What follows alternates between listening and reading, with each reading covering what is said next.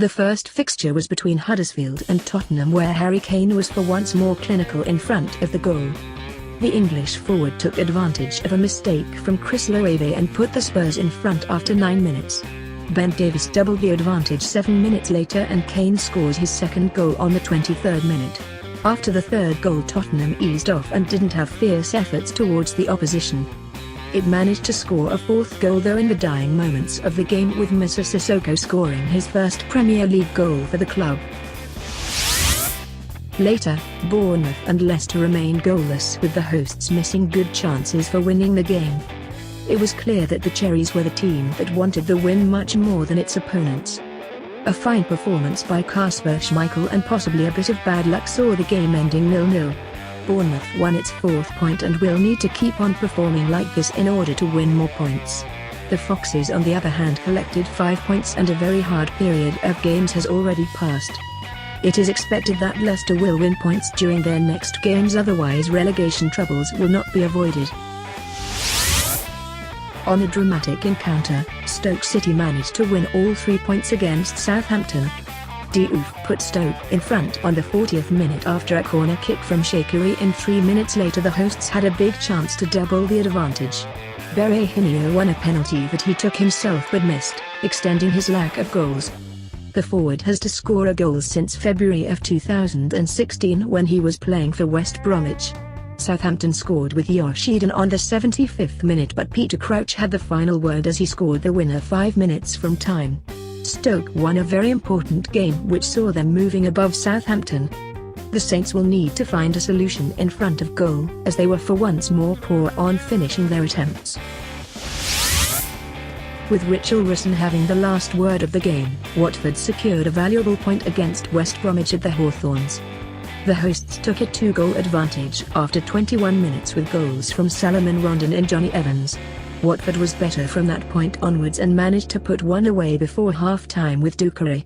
On the last moments of the game, Jose Holebas took a free kick which met the head of Richarlison, earning a deserved point for the Hornets. Watford has lost just one game so far and looks very strong for a place in the top 10, while West Bromwich does not look like a team that will face relegation troubles.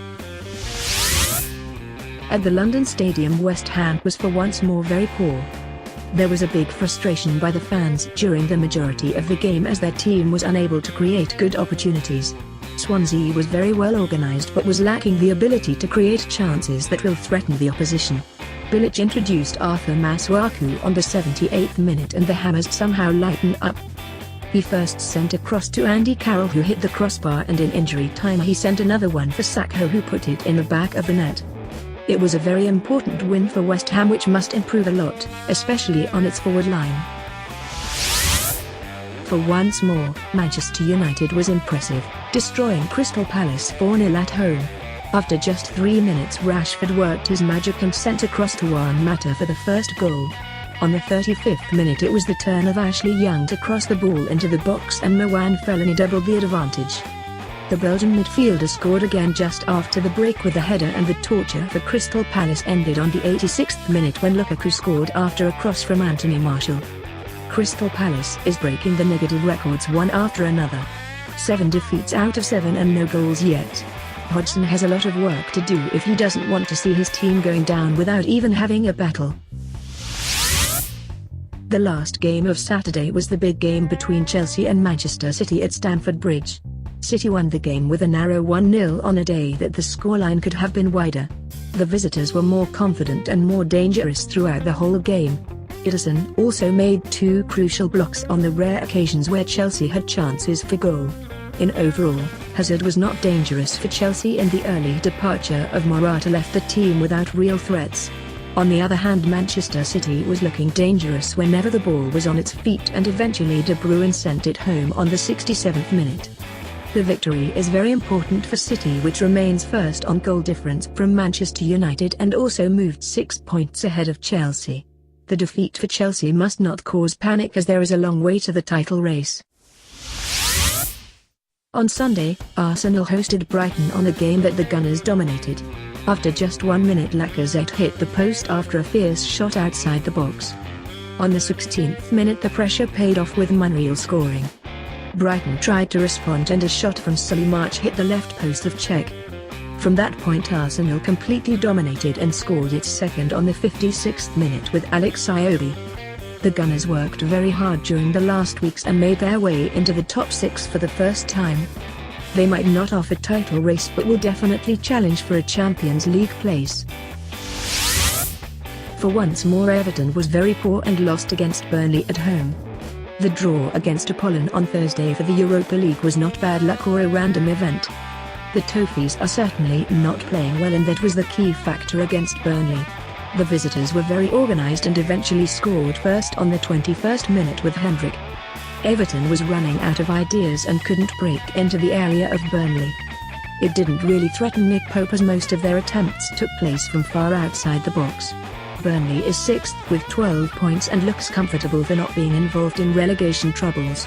Everton has a very poor run with just 7 points and will need to lighten up in order to fulfill the target of a Europa League placement. The last game was between Newcastle and Liverpool as the two teams shared points at St James Park. Liverpool got in front with an amazing shot from Philippe Coutinho on the 29th minute but Joselu equalised 7 minutes later.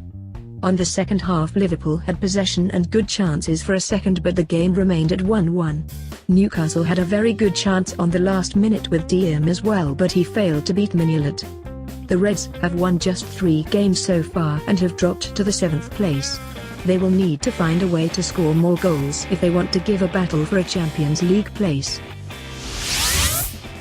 Do you think that Arsenal can give a battle for a Champions League place or will be more focused on winning the Europa League which will give them a straight place on the Champions League group stage for the next season? Tell us your opinions below. Like our video and subscribe to our channel for more. Thanks for watching.